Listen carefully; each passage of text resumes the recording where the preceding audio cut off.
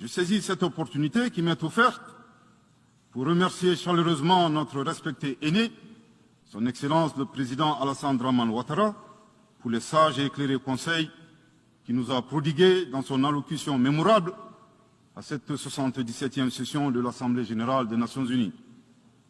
Je voudrais le rassurer que les autorités de la transition malienne n'ont d'autres objectifs que de faire des réformes politiques et institutionnelles avant d'organiser des élections, tout en luttant obstinément contre le terrorisme.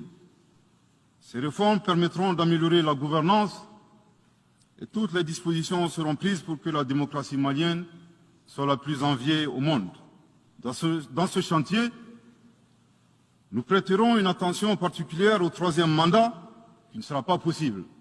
Le troisième mandat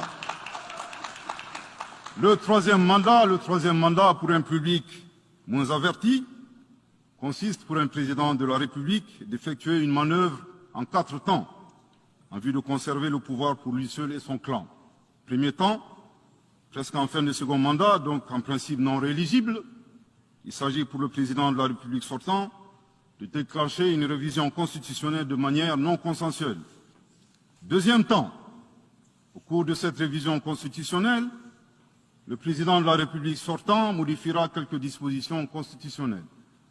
Troisième temps, une fois la nouvelle constitution adoptée, sur fond de crise politique naturellement, le président sortant devient candidat en violation de la limitation du nombre de mandats à 2.